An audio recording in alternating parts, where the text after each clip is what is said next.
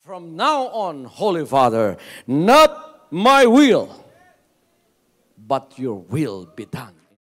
I said, Father, you have chosen me. Give me the strength to obey. I will follow you no matter what it takes. If you know me, you cannot be neutral about me. Either you will hate me or you will love me.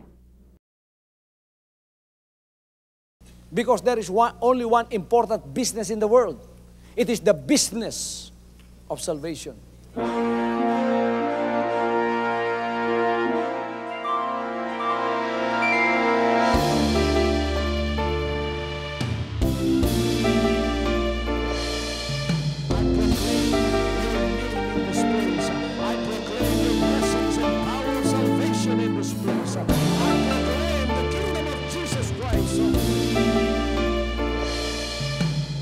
As I am concerned, and as far as the work of God is concerned, we have reached the end.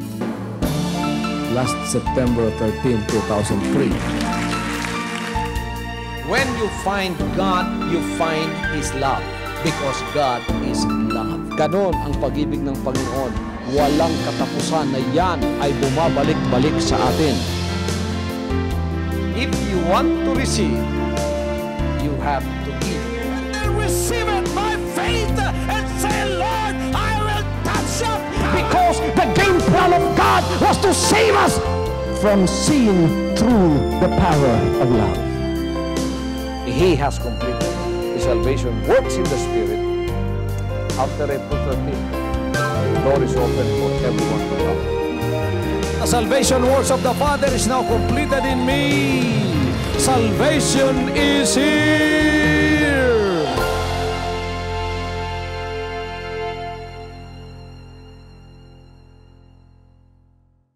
How many of you wants to dwell on curses? Wala. How many of you wants to live in blessing? Kailangan yun ang para sa atin. That's why in the Philippines, who is called a Christian country, the only Christian country kuno in Asia. Tama ba yun? The only Christian country kuno in Asia, but I cannot reconcile the fact that we are the poorest in Asia. What kind of a Christian country is this? If you say you are a Christian country, that means Jesus Christ is your Lord and your King. Kailangan tayo sana pinagpala doon. Eh ngayon, basura lang, hindi na kukolekta doon sa Metro Manila. Nakakahiya naman yan. I cannot reconcile that because when you say you are a child of God, all of these blessings belongs to you. But obviously, it is the curse that came unto us. Why? Because the Christianity that we receive is not real. It is not based on the Word of God. It is based on tradition. Let us go back to the real one so we can connect our relationship back to the Lord. So itong Deuteronomy 28 is a pronouncement of the blessings of the Lord from verses 1 to 13. And from verses 15 hanggang pababa, these are all curses. Pagka hindi ka sumunod. There is only one condition. If you obey, all of these blessings will come to you. If you disobey, then all of these curses will come to you. So there is a key for the curse and there is a key for the blessing. The key for the blessing is, nakita na natin, ako lang siguro nakakita nito dahil ako lang nangangaral nito. Yung Malakay chapter 3 verse 10. Sinabi ng Panginoon sa 8, you have robbed me. Sinabi ng mga tao, wherein have you robbed thee? He said, in tithes and offering. Sulat ninyo mga utang ninyo, mamaya kukolektahin ko yun. Lahat, wala kayong iiwan sa listahan ng mga utang na yan. Huwag kayong malugod sa mga utang nyo. Ilista ninyong lahat yan, susunugin kong lahat yan. Mamaya kukolektahin ko yan. Now, are you ready for the blessing? Sinabi ng Panginoon dito, hindi ko nababasahin lahat yung mga blessings dito, pero ito obviously is physical, financial, at material. And as I will continue, I would like to remind each and every one of you, financial revolution that will result in financial explosion of blessings is not for other people who are not yet children of God. This financial revolution that will result in financial explosion of blessings is only for the people of God in the kingdom who have already found the kingdom and His righteousness. So itong financial revolution, it's only for people who have repented of their sins, who have turned away from their sins by saying, Lord, from now on, not your will, not my will, but your will be done in my life. Nagbago ang espiritu at anak na ng Diyos, lumalakad na sa 4 steps of growth. Naging worker of the Spirit, katulad ko. Bakit ako pinagpapala? Dahil ako anak na ng Diyos. Tunay na ako, I am true, I'm real, I'm genuine. Hindi na ako mababackslide.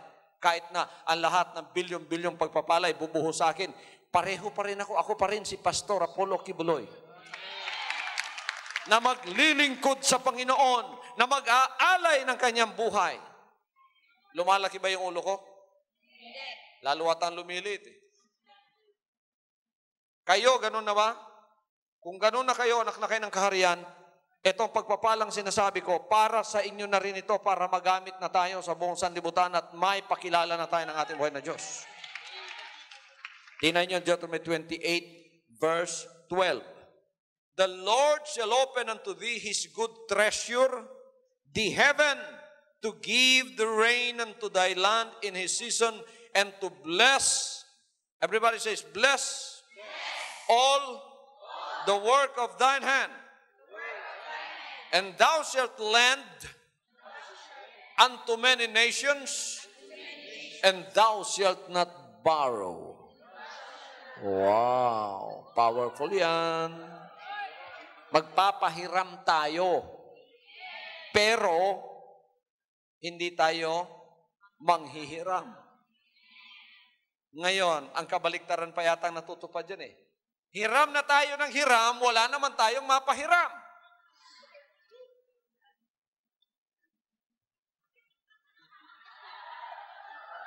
So wala pang financial revolution. Ngayon, I will declare a financial revolution and this will happen to us. The spirit of poverty is not money. It is a spirit. Prosperity is also not money. It is a spirit. What is the spirit of prosperity? It is the spirit of giving. What is the spirit of poverty? It is the spirit of greed. G-R-E-E-D. Spirito ng katakawan.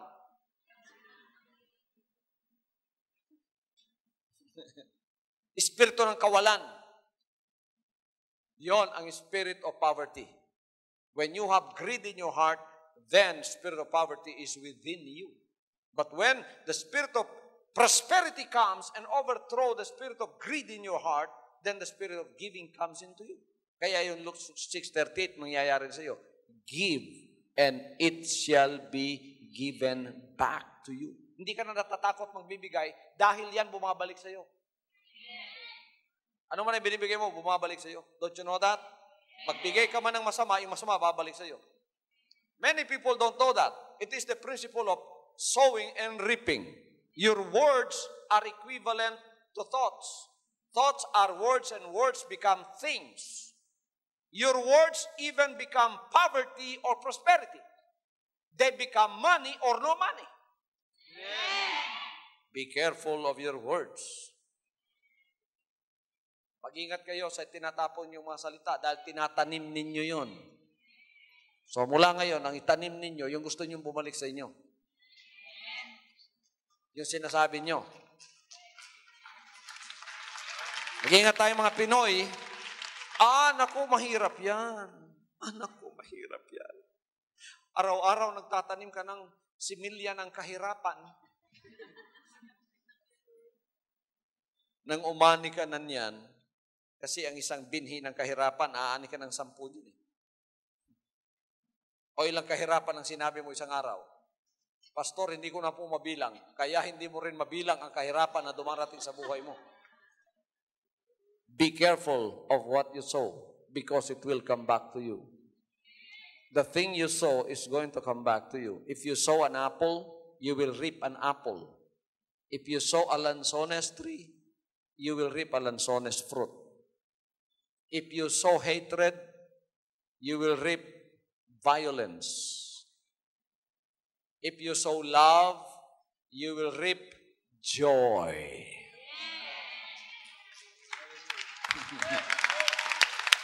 Sabi ng Panginoon, yan ang sikreto.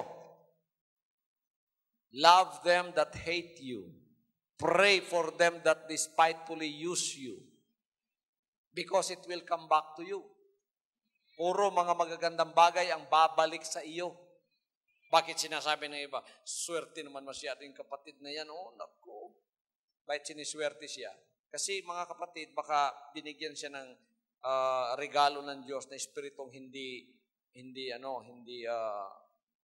masama, no? Kasi meron ganun na kahit na inaapi-api na siya, pero mapapakumbaba pa rin. Tapos tinataas ng Panginoon. Amen? Pero yung malakas magmura, ano ang aanihin nun? Basta malakas ka magmura, ang aanihin mo, puro demanda. Alam ba ninyo, in the Old Testament, even you read on the book of 1 Samuel, we are told that a group of men who joined King David, when Saul turned against him, these people were on the who's who on the list of the people in Israel. Di ba may mga who's who in the Philippines, who's who in the politics, who's who in the economic world, who's who ba? Sino sila? Sino yung nasa politika? Pakikilala. Dito sa King David, who's who sa mga may utang? Ang lahat ng kasama niya. Exactly with this group, the opposite was true. They were social outcasts, the malcontents and the candidates for the bankruptcy court in Israel.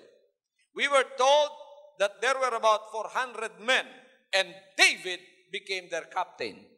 Makikita ninyo yan sa, gusto niyo basahin natin? 1 Samuel 22 verse 2. And everyone that was in distress, and everyone that was in debt, bawat isang may utang, and everyone that was discontented gathered themselves unto him, and he became a captain over them, and there were with him about 400 men. Yung lahat ng may utang, nakisama kay King David. Then they struggled with King Saul for years. Eventually, Saul was killed and David was made king. Now, I have not found any direct word saying that these men had their debt canceled. However, after King David came to his throne, nung naging hari na si David, many men from his original band of 400 became leaders in Israel. And one can easily assume that with David's ascension to the throne, the debts of those who followed him in his early years were canceled. Kinansel ang mga utang nito. Pinatawad lahat. Kinuha lahat sa kanilang mga listahan ng pagkakautang. Nawalan sila ng utang. Kasi naging hari si David At naging mga leader sila ng Israel, yung may mga utang lahat. Natural, wala na silang utang ngayon. Wala nang maghahabol sa kanila. Now, in the time of Nehemiah, in Nehemiah chapter 5 verses 1 to 4, sulat ninyo yan, the Bible says, and there was a great cry of the people and of their wives against their brethren the Jews. For there were that said, we, our sons and our daughters are many. Therefore we take up corn for them, and we may eat and live. Some also there were there that said, we have mortgaged our lands. Isinanla ang kanilang mga lupa. We have mortgaged our lands, our vineyards and houses. Ang aming mga ubasan, ang aming mga bahay.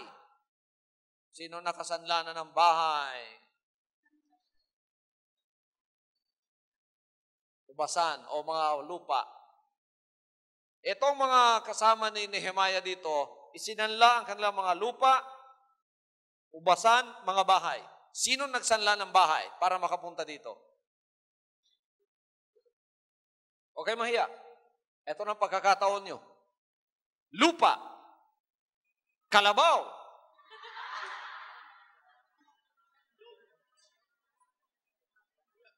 Passport. Dami, oh. Okay. Biro ninyo, no? Sinabi dito, that we might buy corn because of the dirt. There were also that said, we have borrowed money for the king's tribute, and that upon our lands and vineyards. Isinanla yung kanilang mga lupa at saka kanilang mga ubasan para makapagbigay ng taxes doon sa hari. Para makapagbigay kayo sa hari, sinanla niyo yung passport nyo, babawiin natin lahat yan.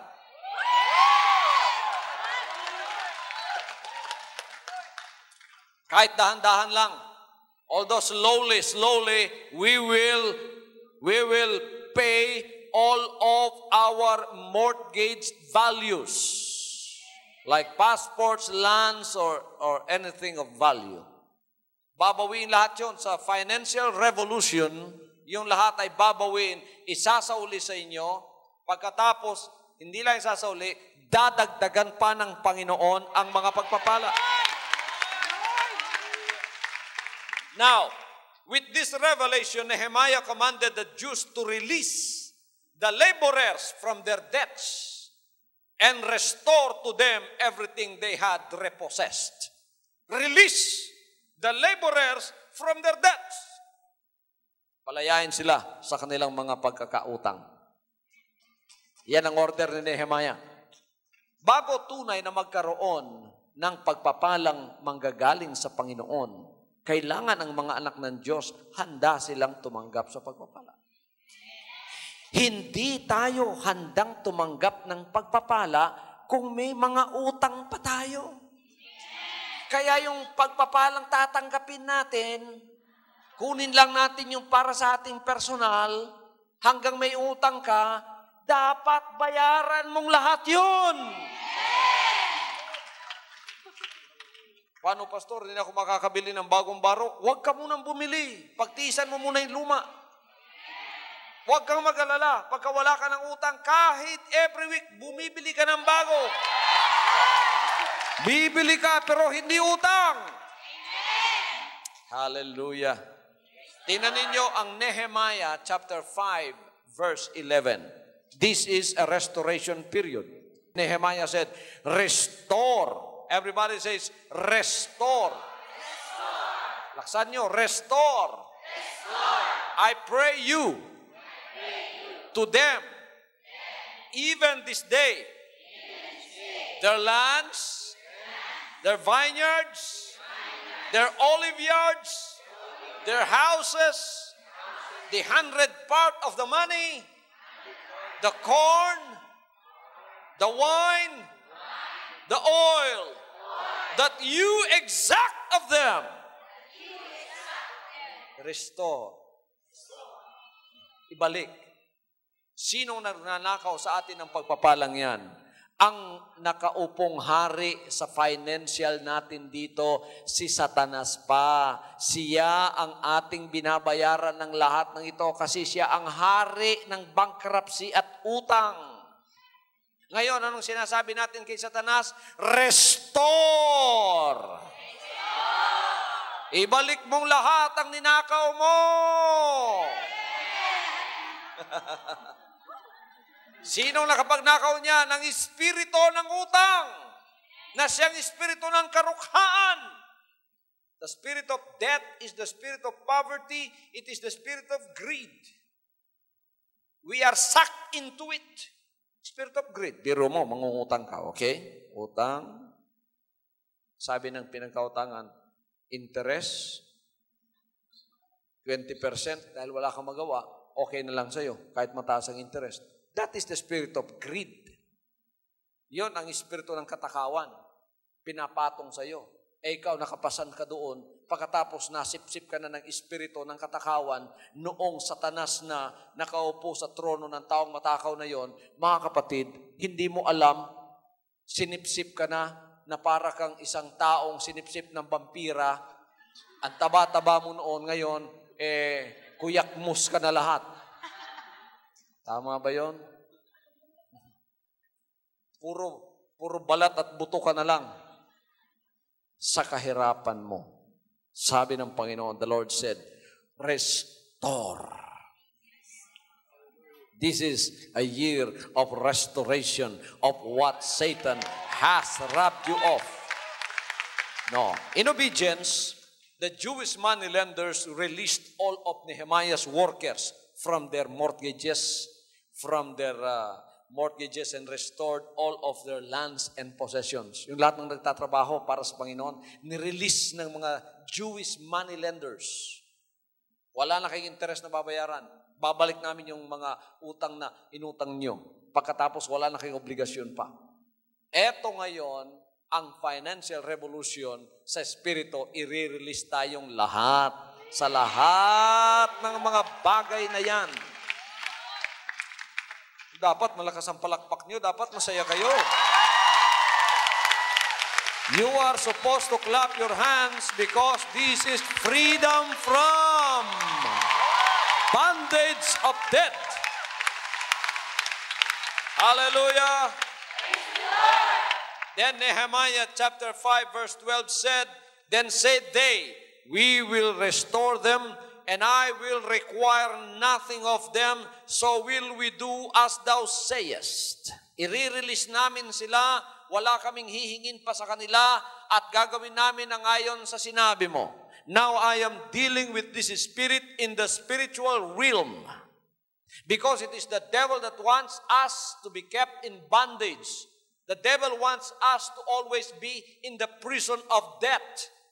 Although we are already children of God because we already undergone a spiritual revolution, the devil wants to keep us under his foot because it was not revealed to us yet about the financial revolution until now. Mga anak na kayo ng Diyos, matatapat kayo, gusto talaga nyo maglingkod, pero malungkot pa rin kayo dahil hindi nyo magawa yung gusto nyo gawin. Dahil nakatali ang mga paa ninyo. Ngayon, bibitiwan lahat yan. Alisin lahat yan. Hallelujah. Hallelujah. Debt cancellation is the will of God. I am reminding you, this is a financial revolution. All of this will happen. Until one day we will all stand before the congregation of the Almighty God, raising up holy hands without utang. Walang utang. Kinakain lang ng utang ang lahat ng iyong mga pagpapala. Para kang nag-aalaga ng grasshopper sa bahay mo. Lahat ng pagpapala dumadapo sa'yo, kinakain lang lahat. Binabayad mo lang doon sa mga pagkakautang at may mga interest pa. Aalisin ng Diyos ang espiritong yan. The Lord will cancel that spirit. The Lord will send away that spirit. The Lord will bind that spirit. And the Lord will cancel everything that has something to do with the curse of death. Sumpa ng utang, aalisin yan. Hallelujah. Never again. We are children of God. Amen. Amen. And Deuteronomy 28:13 says, and the Lord shall make thee the head and not the tail. Thou shalt be above only, and thou shalt not be beneath. If thou hearken unto the voice of the Lord thy God. Nangyayari sa buhay ko yan. Nangyayari sa akin because I am a true child of God. Not because I am a superhuman. No. I am just a child of God like you. I am a son of God. You are daughters and children of God and a son of sons of God. Ang nangyayari sa akin, mangyayari lahat sa atin yan. Ako ba'y buntot pa ngayon? When I go to America, hindi ako buntot. Ako ulo doon. Dahil ginawa akong ulo ng Panginoon. Promise niya yan. So kung may mga puti doon nagpapamember, hindi sila pastor ko. By virtue of their being puti, no? Ako ang pastor nila. Kaya may mga members tayong Jewish puti, itim, yellow. Anak ng Diyos, di ba? Di ba yan ang pangako niya? Oh. Ang ministry, ang unang dapat ma-release sa lahat ng pagkakautang. Tingnan ninyo ha, kung lahat ng anak ng Diyos matutupad na ito sa kanila, wala na silang utang. Wala nang utang lahat. Halimbawa ngayon, natupad na yung sinasabi ko, kayong lahat dito. Wala na kayong utang lahat. Kung wala na kayong utang, dadagdagan pagpapapala nyo, anong mangyayari? Magkakaroon ng explosion. Lalo kayong magagamit ng Panginoon sa ibang mga bagay. The Lord will be able to use you. So, debt cancellation is biblical, and the power of debt can be broken according to the scriptures. How? Through the name of the Lord. Because the spirit of death is a power, as the spirit of sin is also a power, it is a spiritual power, so therefore it is also through spiritual power that this can be broken. In Luke chapter 10 verse 17, the devils are subject unto us through thy name. And this is a curse. And curse is coming from the devil. And the devil can be rebuked in the name of the Lord. Rebukin natin ang espiritu ng utang. Masaya kayo? Aawayin natin yan. And the spirit of death is like a drug. Parang shabu. Nakaka-addict. Ang iba addicted masyado, kahit may pera sila, nangungutang pa rin sila. Puputulin ng Diyos ang addiction na yan. So magkakaroon ng mga withdrawal symptoms sa buhay nyo. When this spirit is already canceled and is already driven away, there will be symptoms of withdrawal. Number 1, manlulupay-pay ka. Number 2, maninibago ka. Number 3, hindi ka makakain. But that is only pansamantala. After that, you will be revived and you will grow healthy in everything that you do. Now, you agree, utang is a spirit? Death is a spirit. And spirits must live when they are commanded to do so in the mighty name of the Lord Jesus Christ. I command the spirit of death, come out of the people of God.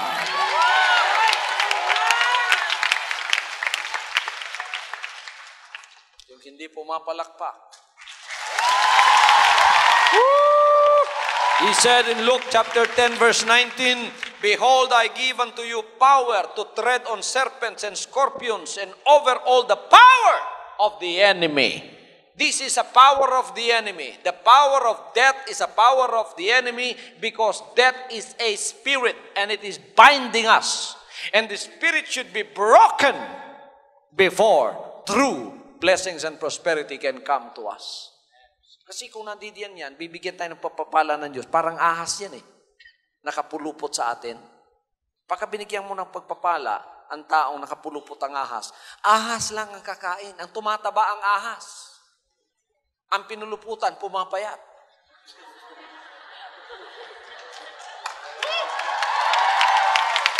Ngayon, anong gagawin natin sa ahas na yan? Lahat tayo magsabing, ahas ng pagkakautang, sawa ng pagkakautang, espiritu kang masama, lumayas ka sa loob ng tahanan ng Diyos na walang iba, kundi ako. Pinuputol ko ang liig mo. Hallelujah, hallelujah. At alam ba ninyo ang sinabi ng Panginoon sa John 14:13? Sinabi niya sa John 14:13, and whatsoever you shall ask in my name, that will I do, that the Father may be glorified in the Son. What are we asking the Lord now? We are asking the Lord now to put to death the spirit of death. So we are binding the chief spirit. The chief spirit is the spirit of utang. God has given us the power in the spirit world. Yung sinabi natin kanina, makapangyarihan yun. Okay? However, before any problem that arises from demon spirits can be solved, the chief spirit must be dealt with. Merong hari yan eh. Yung mga ahas na maliliit, merong inahing ahas yun. Ang uunahin natin yung ina. Para hindi na makapangitlog pa. Hallelujah. Sinabi ng Matthew 12:29. Matthew 12:29. How can one enter into a strong man's house and spoil his goods, except he first bind the strong man, and then he will spoil his house? So, there is a chief spirit. There is a mother spirit, which we call the strong man. The strong man in the financial world, even with the children of God, is the spirit of utang. It is the spirit of death.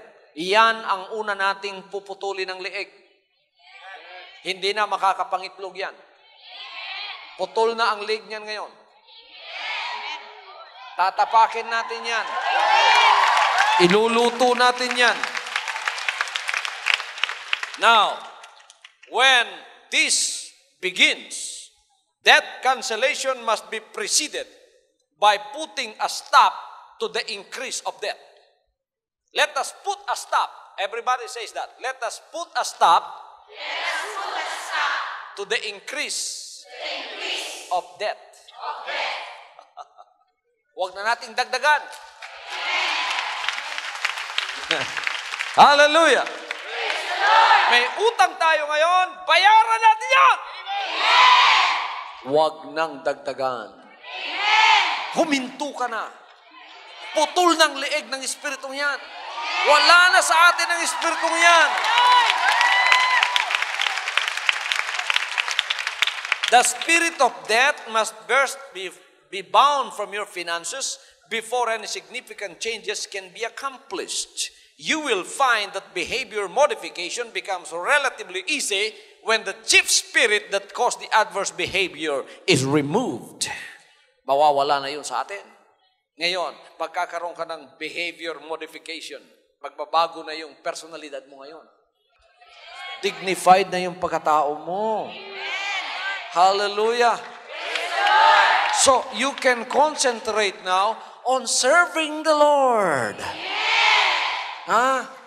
Magtataas ka na ng kamay mo, maglilingkod ka, malinis ka na sa bagay na yan. Hallelujah.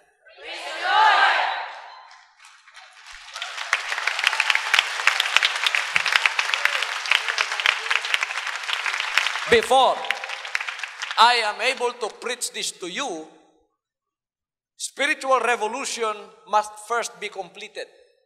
Spiritual revolution must all be revealed to us. Kung hindi pa na-reveal lahat ang spiritual revolution para sa kaluluwa, hindi ko pa maaaring ipangaral ito.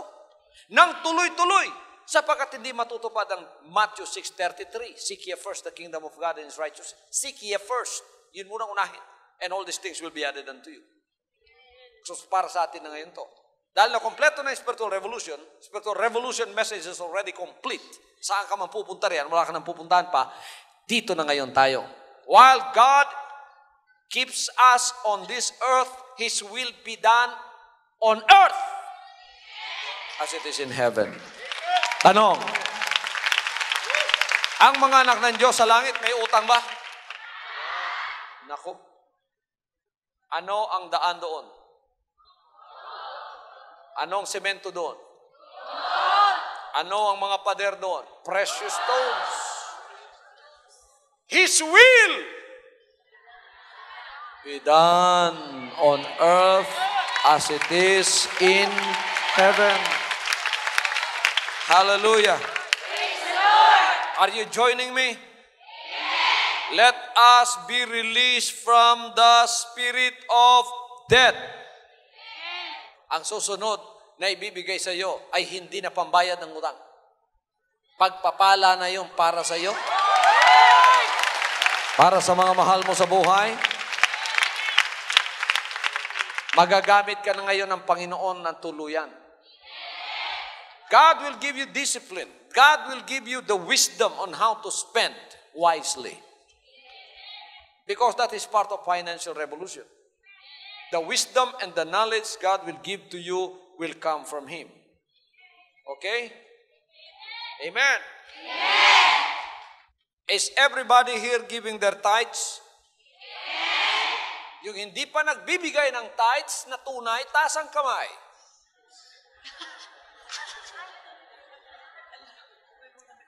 Kung di pa kayo nagbibigay ng tunay na tithes, magbigay na kayo ng tunay na tithes. You know, when you return your tithes, you are only proving to God that you can be trusted. That you are already trustworthy. When you give of your tithes, you have given nothing. You are only returning what is not yours. That's why when you don't return the tithes, you are called a thief. Because that is not yours. That is God's. Sa Diyos yan, kapatid. Kaya pagka hindi mo sinauli, ang tawag sa iyo, magnanakaw. Kung magnanakaw ka, hindi ka mapagkakatiwalaan. Kung ikaw ilalagay sa loob ng bahay, although you are already a child of God, but you are a thief. May dalawang anak, ang isa magnanakaw, ang isa hindi. Pero pareho silang anak. Sinong pagkakatiwala ng susi? Yung mabait. Hindi yung magnanakaw. Di ba? The Lord says you are a thief when you don't give your tithe. So you cannot be trusted. The Lord wants to trust you. What will He trust you with? He will trust you with all of His blessings. He will give you the key to His blessings.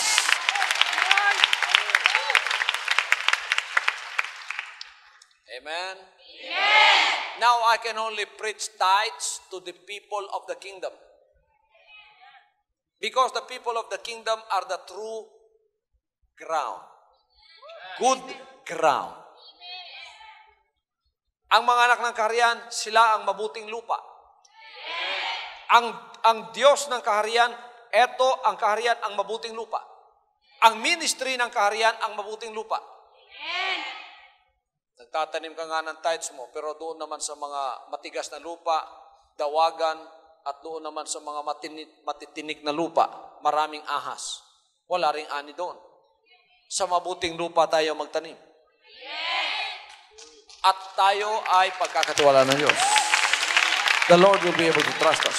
So giving your tithes is only proving that you can be trusted. And when you are trusted, the Lord will give you a piece of land in the kingdom wherein you can put your seeds. So mapagkakatiwalaan ka na, sabi ng Diyos, okay, pagpapalain kita ngayon. Pagkakatiwalaan kita ngayon. Yung offering mo, iyon ang seed na itatanim mo doon sa lupang ipagkakaloob ng pagtitiwala ng Diyos sa iyo. Hallelujah. So, Malachi 3:10, bring ye all the tithes into the storehouse, that there may be meat in mine house, and prove me now herewith, said the Lord of hosts, if I will not open you the windows of heaven. You cannot expect to reap financial miracles unless the windows of heaven are open over your life. They cannot be opened unless you return what is not yours. That is the tithes. Matigas ako sa pangangaral ng tithes. Nilait na ako ng demonyo ng kasakiman doon sa Pilipinas. It's the demon of greed. It is the demon that binds the people of God who has persecuted me when I preach about tithes. Ano ang binalik niya sa akin? Ako raw ang magnanakaw. Si Kibuloy, magnanakaw yan. Si Kibuloy, nagpapayaman yan. Akala niya, mga kapatid, hihinto ako. Anong sinagot ko? The issue is not kung nagpapayaman si Pastor Kibuloy. Ang issue ay hindi kung ako ay magnanakaw, o kung ako ay nagpapayaman, o kung ako ay nanlilinlang. Hindi yun ang issue. Ang issue dito, sinusunod mo ba ang Malakay 3:10?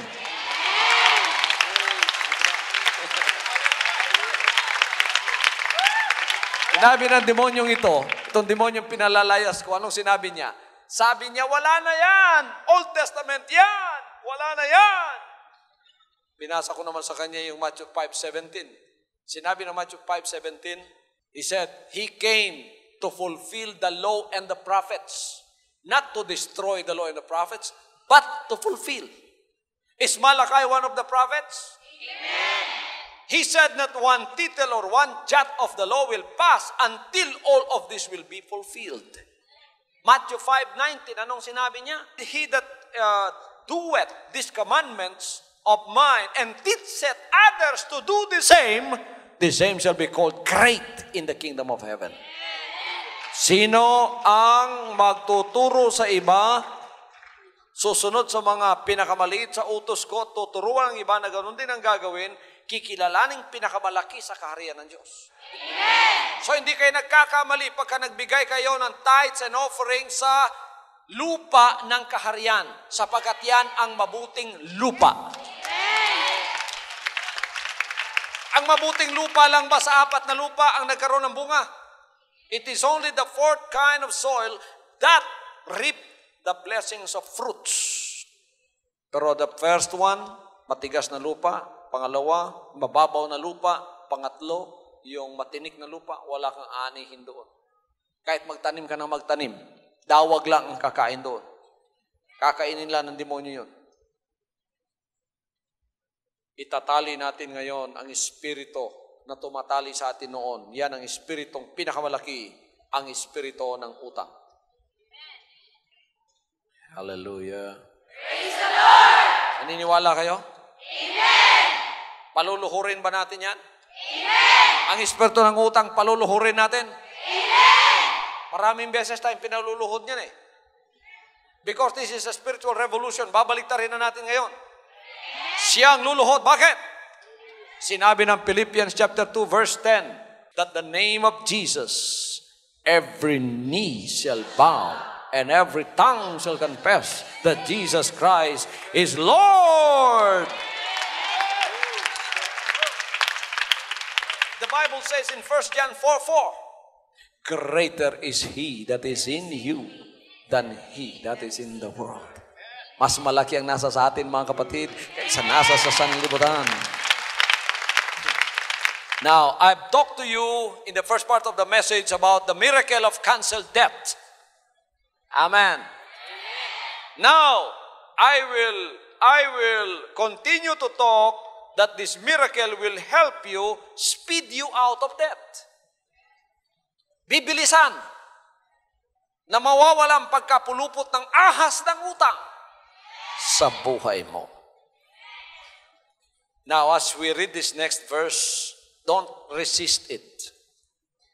Allow its full impact to be released into your spirit. Are you ready? Amen. Ready na kayo? Amen.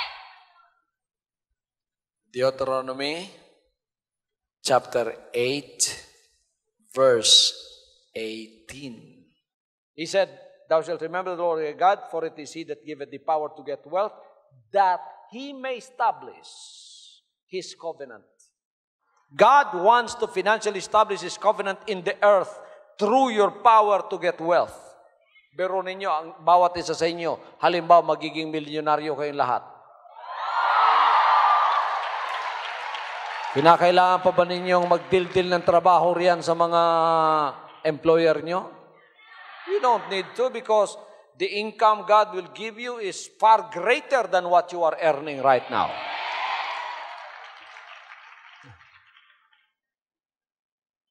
But before this can happen, you must understand what His covenant says. This covenant says you will be a blessing. Be careful not to let your tradition confuse you as to which covenant God is talking about. It is the one He made with Abraham. Yung Genesis 12, chapter 12, verse 2 and 3, sinabi, And I will make thee a great nation, and I will bless thee, and make thy name great, and thou shalt be a blessing. Everybody repeat that with me. And I will make thee a great nation, and I will bless thee, and make thy name great, and thou shalt be a blessing. And I will bless them that bless thee, and curse him that curseth thee. And in thee shall all families of the earth be blessed. Sa atin yan. The kingdom of God will become a great nation. And everyone in the kingdom who are giving their tithes will be blessed. The windows of God will be open. And the kingdom of God, listen to this, the kingdom of God will be a great nation. It will be the richest nation on earth.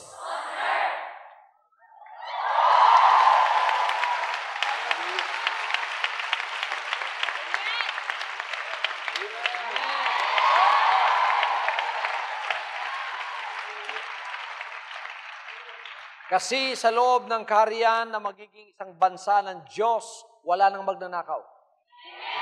Ang lahat ay nagbibigay ng ikapo.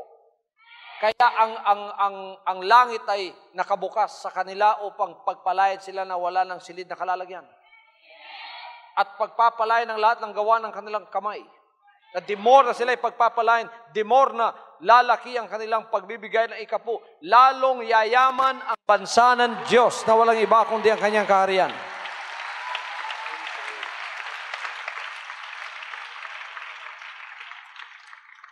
We will be richer than the Philippines. Mas yayaman pa tayo kaysa sa Estados Unidos. Naniniwala kayo? Ang hari sa kahariang ito, si Jesus Christ. Siyang gumawa ng langit at ng lupa. Naghihintay lang siya ng mapagkakatiwalaan. Narito na ang pinagkatiwalaan. Kayo rin naman ngayon pagkakatiwalaan. Woo! Death no longer rules in our lives. So we can expand and help those that are in poverty. We will snap out poverty out of us. Ang lahat ng pumapasok mula sa labas ng kaharian, papasok sa atin, sila'y pagpapalain din. Ginagawa ng Pilipinas ngayon yan. When God does this, Bible says that He will overtake us with His blessings, and then the reapers will overtake the sowers. Biro ninyo, yung umaani, aabutan pa yung nagtatanim. Dahil sa dami ng pagpapala. And then, and only then, will the gospel of the kingdom be preached to every nation. The entire world will be evangelized. Sinabi niya, and this gospel of the kingdom, not the gospel of the church, not the gospel of the denomination, the gospel of the kingdom shall be preached into all the world. Then the world system will end. And will usher the millennial reign of the Lord Jesus Christ, when this earth will become a paradise. Woo! Hallelujah!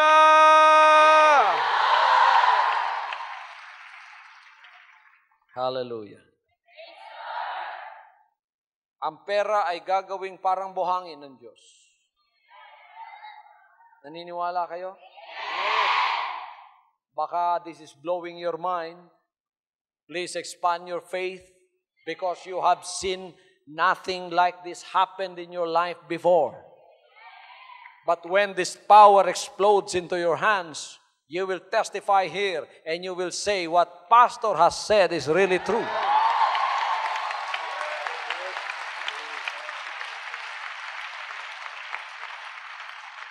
Hallelujah. Itong mga milagrong ito, lilitaw sa buhay nyo. The miracle power that breaks the power of death and the supernatural miracle power to get wealth has already been revealed to us in this financial revolution today. The first miracle is the miracle that breaks the power of death and the miracle, the supernatural miracle power to get wealth. It's in your hands. Tingnan niyo muli yung kamay niyo.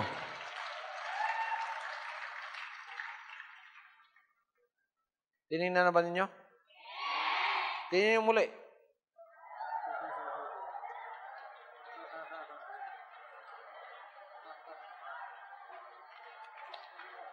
Sasabihin ninyo, Pastor, saan po magmumula yung pera? Okay, buksan natin ang ating Biblia. Proverbs 13:22. Lahat tayo. A good man leaveth an inheritance to his children's children. Etong susunod, maganda ito. And the wealth of the sinner is laid up for the just. So the wicked are ignorantly gathering their wealth. Hinihintay lang ang mapagkakatiwalang lilitaw na para itong mga pangako ito matutupad na sa kanya. Ngayon, naririto na yon.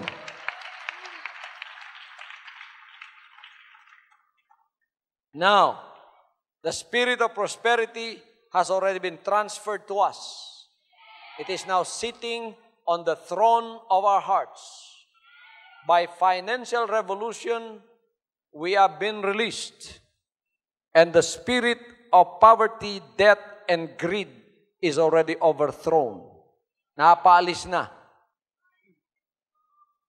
Espiritu ng kasakiman, espiritu ng utang, espiritu ng kawalan, espiritu ng karukaan, espiritu ng huweteng.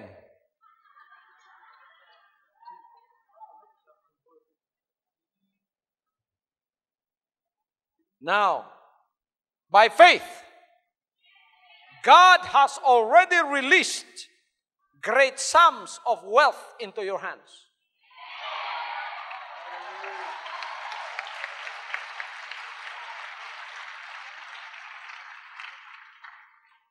How do you get your share released to you? How do you get your share released to you? By giving. Give, and it shall be given back. Tingnan ninyo, nung tayo, when we were still in the spirit of poverty, when we read Luke 6:38, ang nababasa lang natin yung unang portion lang, give. Ay, naku, ayoko. Give pala yun eh. Pero hindi nila nababasa yung portion ng share na babalik sa kanya. Give. Tayo ngayon, nasa prosperity, anong nababasa natin? Give, and it shall be given back to you. Good measure, pressed down, shaken together, and running over. Pagkatapos magbigay ka ng tithes, huwag mo na baguhin yon because that is already God's will. Siya na ang nag-decide kung magkano ibibigay mo. Tithes, 10%. But the offering is Luke 6:38. By the measure you meet, it shall be measured to you again. Pagka nagbigay ka ng tithes, mapagkakatiwalaan ka, may lupa ka na. Ngayon, magtatanim ka sa lupang yon by your offering. So the share, the sum of share of wealth given back to you is according to what you plant. That is your offering. It will be given back to you, good measure, pressed down, shaken together, shall men give to your bosom. With what measure you meet, it shall be measured to you again. How will this be done? Remember, we have the power in our hands.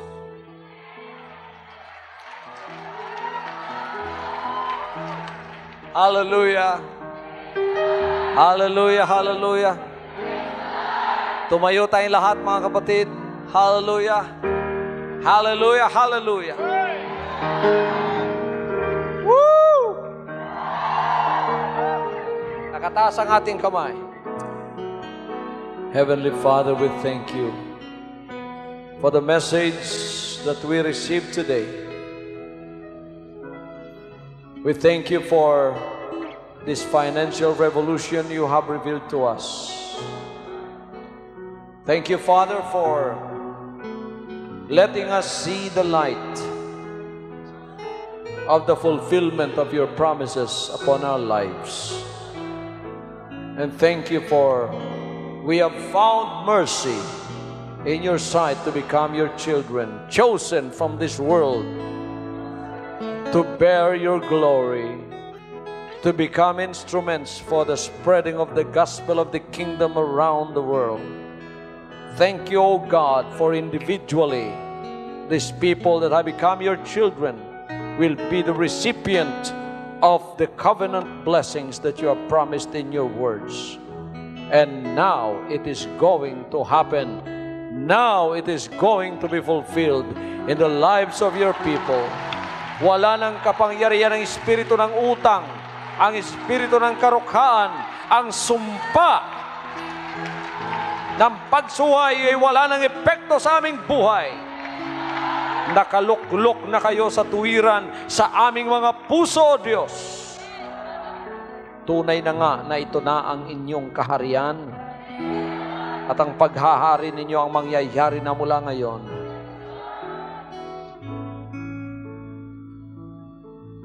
The wealth that God has promised is already released into your hands right now. The spirit of prosperity is yours. Receive it right now. Claim it in Jesus' name. Woo! Hallelujah, hallelujah, hallelujah. Palakpakan natin ang buhay ng Diyos. Malakas na clap offering. Hallelujah, hallelujah. From now on, Holy Father, not my will, but your will be done. I said, Father, you have chosen me. Give me the strength to obey. I will follow you no matter what it takes. If you know me, you cannot be neutral about me. Either you will hate me or you will love me. Because there is only one important business in the world.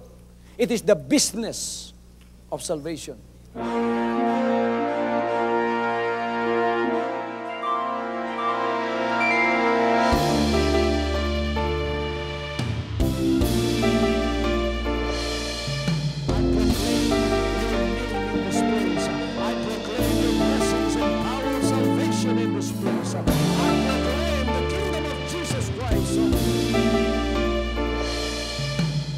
As I am concerned, and as far as the work of God is concerned, we have reached the end. Last September 13, 2003. When you find God, you find His love. Because God is love. Ganon ang pag-ibig ng Panginoon. Walang katapusan na yan ay bumabalik-balik sa atin. If you want to receive, you have to give. Receive it by faith and say, Lord, I will touch up. Because the game plan of God was to save us from sin through the power of love. He has completed His salvation works in the Spirit. After April 13th, the door is open for everyone to come. The salvation works of the Father is now completed in me. Salvation is here.